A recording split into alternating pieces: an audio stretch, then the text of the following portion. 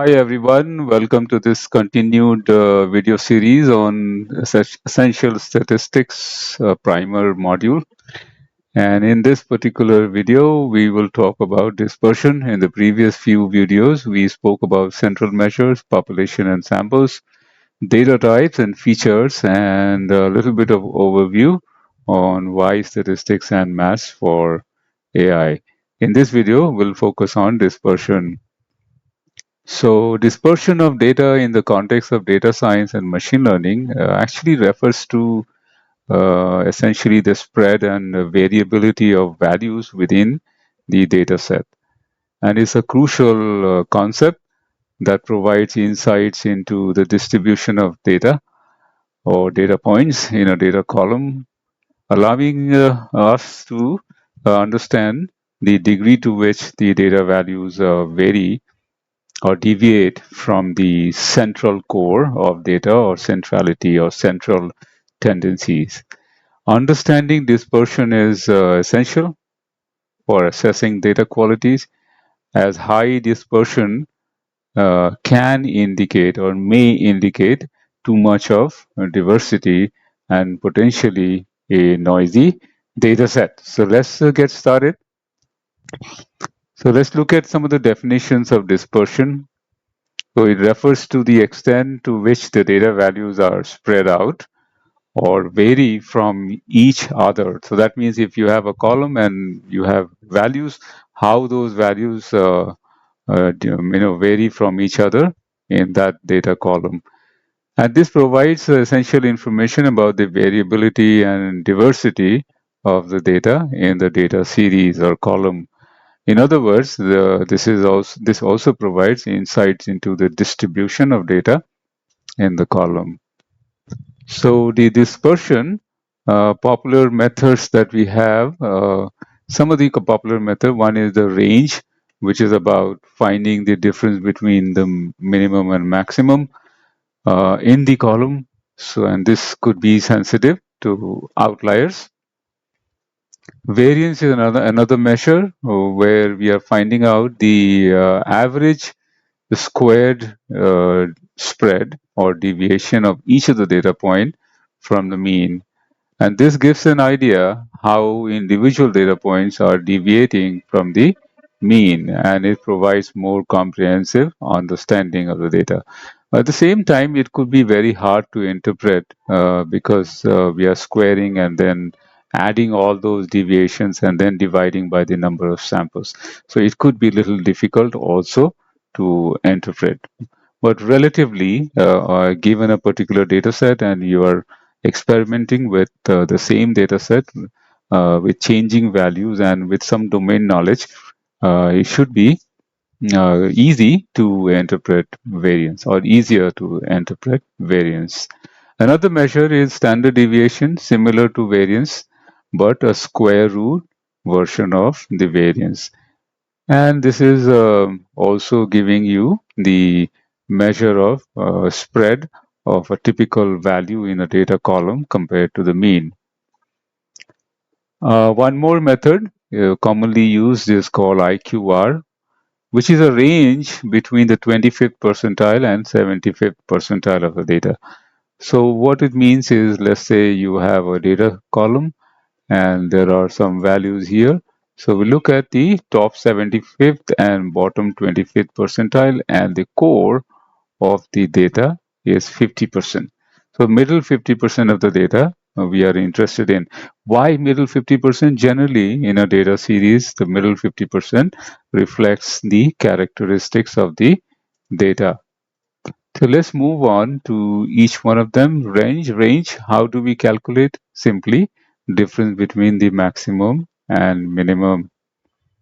So an example here, let's say you have these values in the series, find out the maximum, minimum, and the range is 9.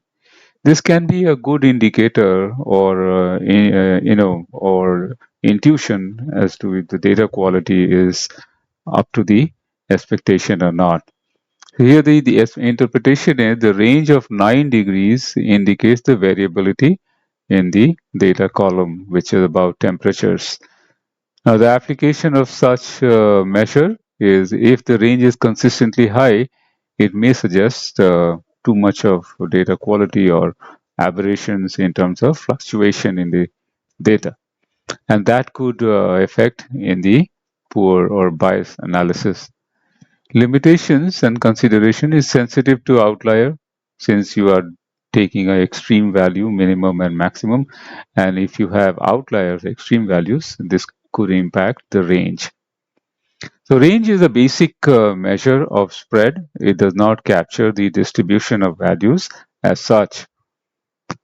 So next one is a variance, which is again from the difference between the mean and each of the data point.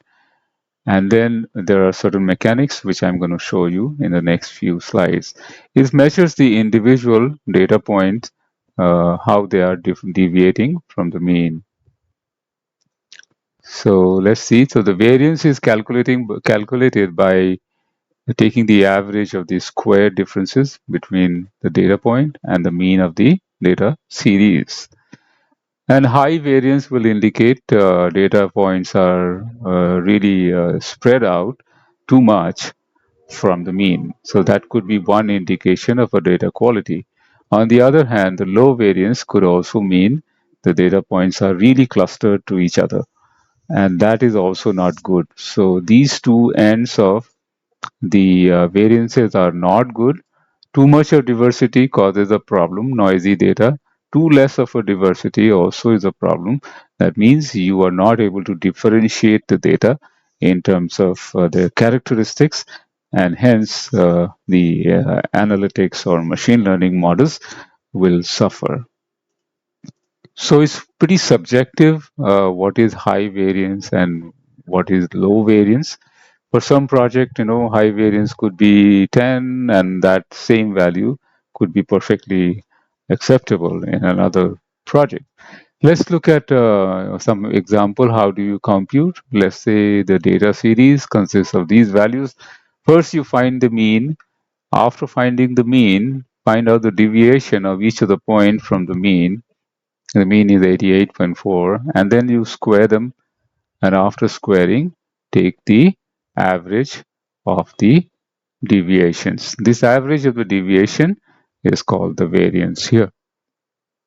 So compute the variance. How do you compute? There are two ways you compute. One is for the population when entire data series is known to you, which is very, very unlikely that you will actually know the complete data for a given data column, which is very, very rare. But the way we compute the mean is the only difference is we divide the deviations or square of the deviation by the total number of samples. In case of samples, we divide the deviations by the number of samples minus 1. And there is a little reason why we do so. So the only difference here is in case of population, we divide it by capital N, which means the total number of samples. And here we divide it by n minus 1, which means 1 less than the number of samples here. Let's try to understand why we do so.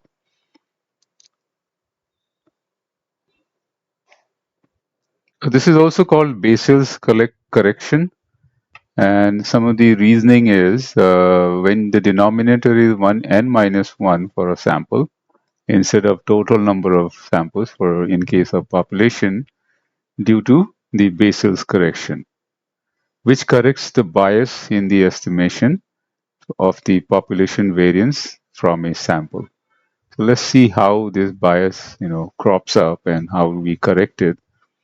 So when we calculate a variance using a sample, that means limited data, we are using a sample mean, not the population mean. And this often results in the variance being underestimated, especially when the sample size is small. We'll understand why this is so. In order to correct for this bias, we divide by n minus 1 instead of n here. So the issue is here, the sample size is small and the Instead of using population mean, we are using sample mean to compute the variance in case of samples. So point number one is the variance is computed based on the deviation of the point from the mean. In this case, it's a sample mean. And essentially, we are computing the square differences between each of the point and the mean.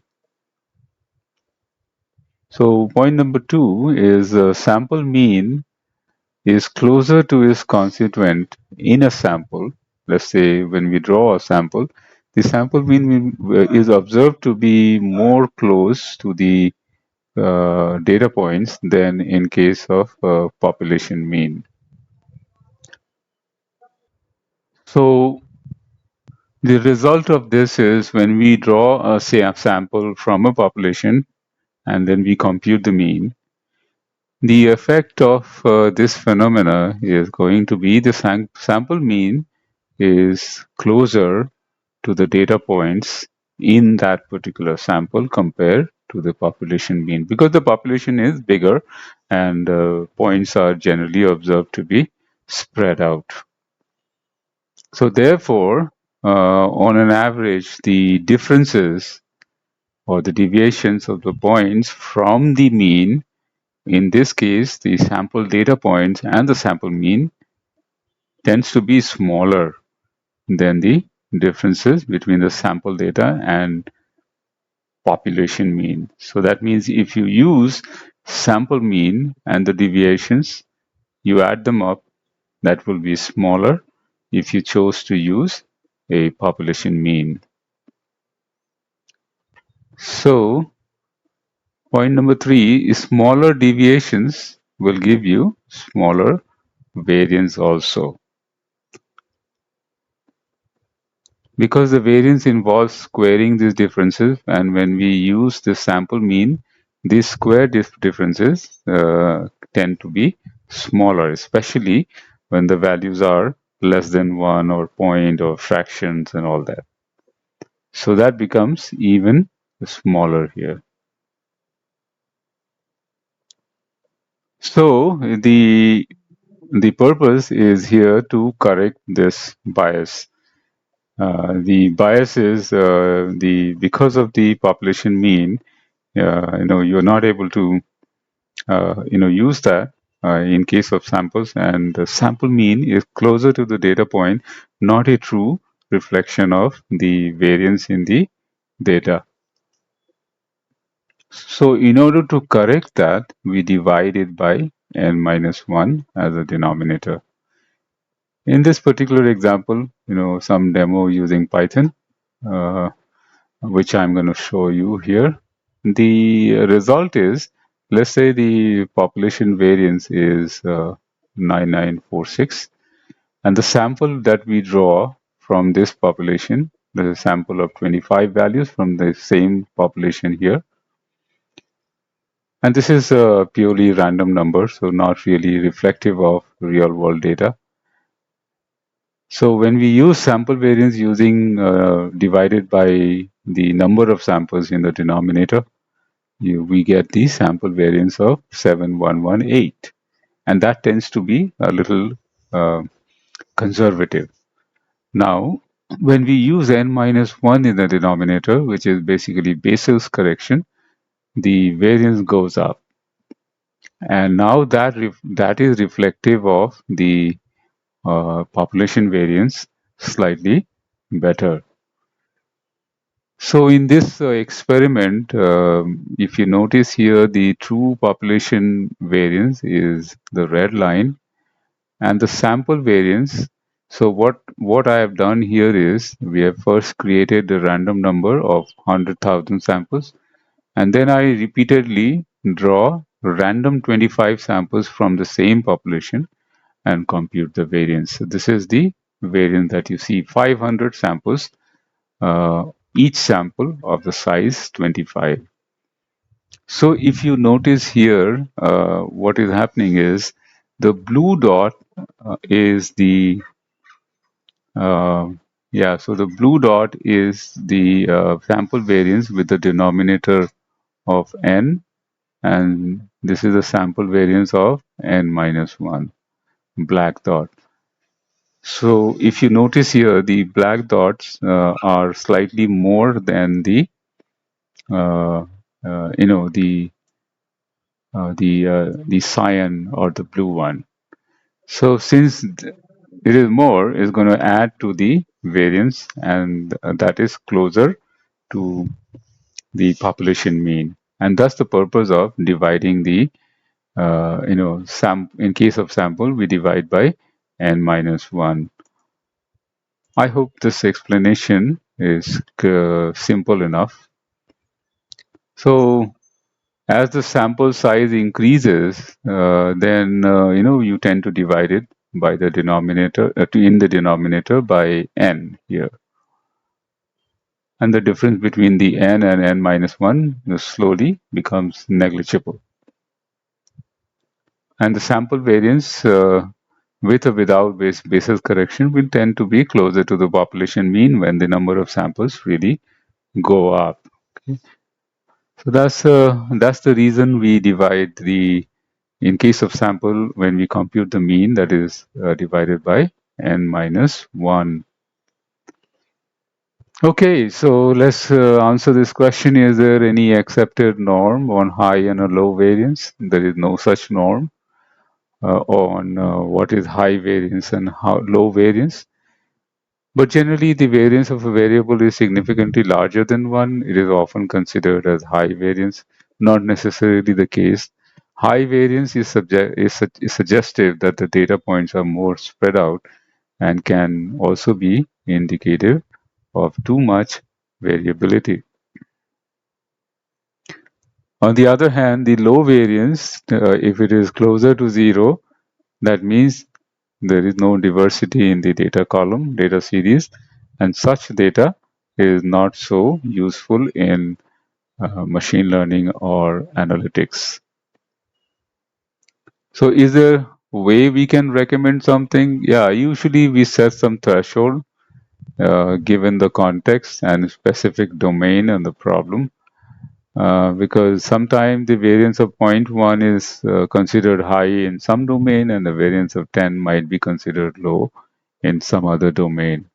The choice of variance depends on variance threshold can be also be influenced by the algorithm that we use and how the algorithm uses the data.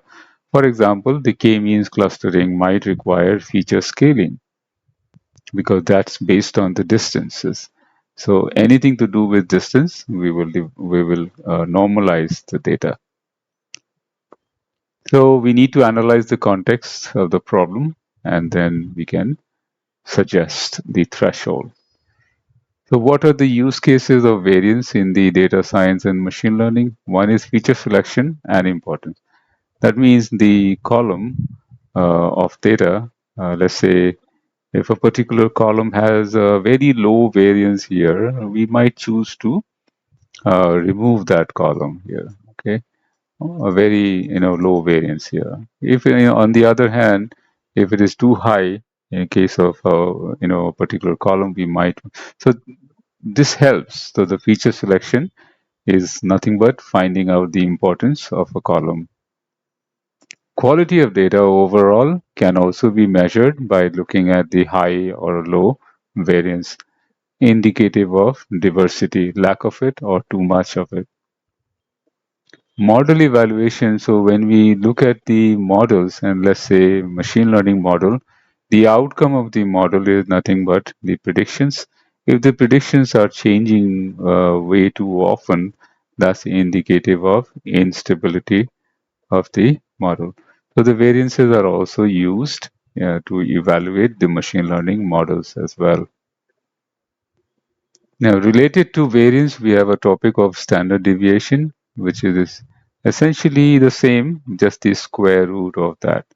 So when you calculate the variance, either of a sample or a population, you take a square root of that, and that's going to give you the standard deviation.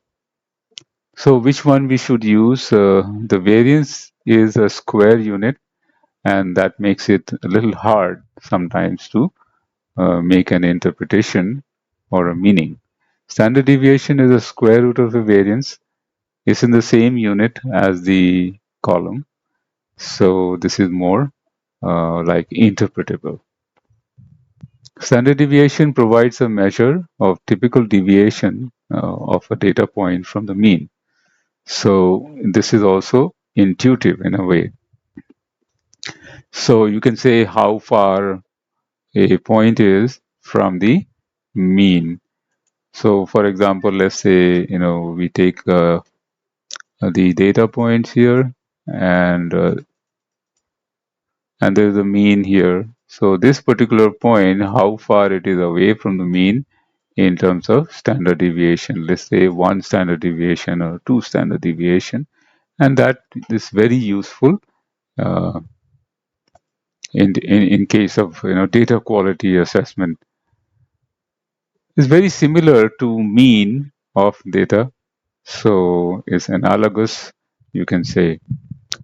Normalization, so standard deviation is used as a normalization technique as well. So let's look at an example data set A and B, and let's say standard deviation is 1.0 and 6.9 for data set B. Then we can say that the diversity or a variance in data set B is very high. Now, comparatively high. 6.9 and 1.0 in absolute term make no sense or no useful sense.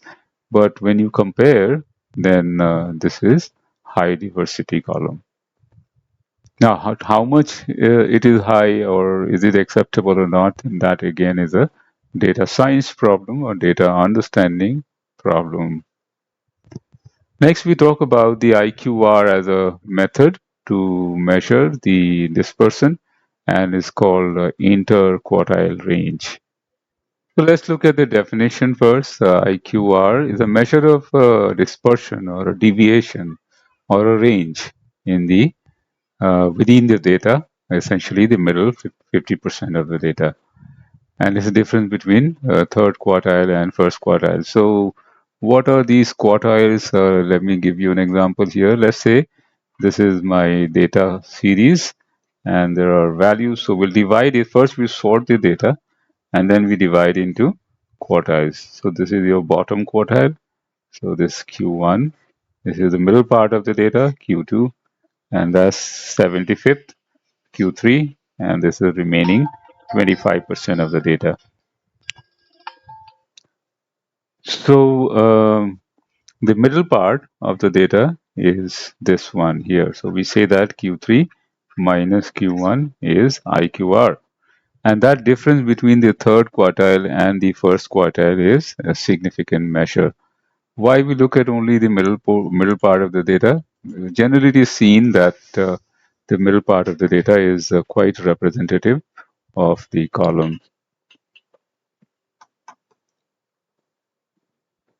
And this represents the range of values that cover the central portion or crux of the data, excluding the extreme value. So here in the IQR, we are not looking at the end of values, right? Lower end or higher end.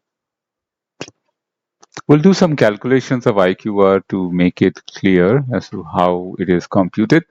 IQR by definition is a difference of Q3 and Q1, where Q1 is the first quartile or 25th percentile. Q3 is the 75th percentile of the data. And let's look at some examples. Let's say you have the data set having the series. We need to sort it. First quartile would be 70, and the third quartile is going to be 85. And then the difference between the two, 15s, is the indication that this is where the data points exist. So the Q1 and Q3 is like, the central part of the data. The scores are ranging from 70 and 85. So first we make sure data is arranged in an order, ascending order. And after that, we find out the Q1, which is basically N1, N plus 1 divided by 4, which is basically the first quartile. And then the position is a whole number. So there is something like even and odd. And if you get two numbers in the middle, we take an average. If you get one number, let's say, the central part or middle part, which will be the odd number, then finding that point is quite easy. So if the position is not a whole number, then you need to interpolate, which is basically an average between the two. And the third quartile method is same. You compute using multiply by n plus 1 divided by 4 multiplied by 3. Okay, this is the third quartile. Again, the position is a whole number, then is clear. That means that particular point is the point of Q3. If not so, then we will interpolate and take the average of the 2 points, two nearest points. And then we find out the IQR, which is Q3 minus Q1. Let's take an example here. This is the data set and sort the data in this order. Calculate here Q1, which is basically 9 plus 1 here divided, and 9 is the number of samples, plus 1 divided by 4 is 2.5. So now we need to interpolate the second and the third value. So that could be the average here, dividing by half of it. And similarly, calculate Q3, which is again two numbers here. So again, we interpolate and we get the Q3. The difference between the two is the IQR. So IQR is pretty robust to outliers, and it is quite easy to explain it to the customer, easily interpretable. Usually we use IQR or we understand IQR using a simple box plot. I'll show you the box plot. And then the use of our IQR is to detect the outlier. We will cover this topic of outlier in our data science topic. So outlier detection is one of the major use cases of IQR. Essentially, what is the idea is or behind the outlier. Let's illustrate with an example here. Let's say this is our data point. That's Q1, that's Q2, and that's Q3. So what we're saying is the outlier on the lower side will have a cutoff. Similarly, outlier on the higher side will be based on some cutoffs. And this is a low cutoff. This low cutoff is equal to Q1. Since this is low, so Q1 minus 1.5 times whatever IQR we got. So let's say the values here are, starting with 7, 8, 9, 11, 17, something like that, and then goes up to 55 and so on and so forth. And let's say the IQR is 7 and 11. So 11 minus 7, that's 4. So, and this point is 7. So we will have 7 minus 1.5 multiplied by 4. And that's going to be 7 minus 6. That's going to be 1. That means this cutoff is at the point of 1. So any value below 1 would be an outlier in this case. Same way, we compute the high also. And the high is Q3 plus 1.5. We'll talk about why we do 1.5 and multiplied by the IQR. IQR is 4. So Q3 is 17. That equals to 6. This is 23. So what we're saying is any value above. So now this is not the high. High is somewhere here. So based on the data patterns that you have or the central part of the data, you're saying 23 is the cutoff. Any value above 23 would be an outlier. So the data series has 55. So this will be an outlier. So this is the use case of IQR in detecting the outlier, and we use 1.5 as a factor or multiplier. Why do we do so? 1.5, why not 1.51, 1.6, or 1.7? You can use 1.51, 7, or 1.8 depending on how well we understand the data. But let's see why the statisticians recommend to use 1.5 in the first place. So this is 1.5 factor. Usually it is seen 1.5 gives a good balance between identifying the outlier and also, the boundary of the good data. So it's a common practice to use 1.5 as a standard, yardstick or a guideline. Empirically also it is seen 1.5 gives us a good fit. Now another example is here. If you notice, this is a box plot, and let's say this represents our data series. Just one second. Yeah, so this represents our data series here, and that is our outlier point on the low side, and similarly this would be on the high side. I used 1.5, and if the data is normally distributed, it will have a pattern like this. And if you notice, the 1.5 is pretty close to the 3 sigma point. Okay, and 3 sigma point we have covered in our earlier discussion. The 3 sigma accounts for almost 99.7% of the data. So 1.5 is synonymous with almost 100% of the data, very less than 100%. So if you use if you use 1.5, you're only talking about the remaining, 0.3% on this side and this side here. So 1.5 should guide us to get a decent detection of outlier towards the end of it here. So as I mentioned earlier, you can choose to use 1.5, 1.6 depending on how well we understand the data. But the reason to use 1.5 is closer to, or almost very close to 3 sigma on both sides here. So we'll take a look at the Python demo as to how we compute the range and variance. Let's look at the Bessel's correction kind of a dummy example. So I'm taking a random data here, 100,000 of them, and then we choose a sample, let's say, sample of 25 values from this population itself. And then we compute the variance. So this is how we compute the variance. And the sample variance is, divided by here by n, and the other one is n minus 1. So this is my population variance, and this is the sample variance using n and n minus 1. You notice here the population variance is high.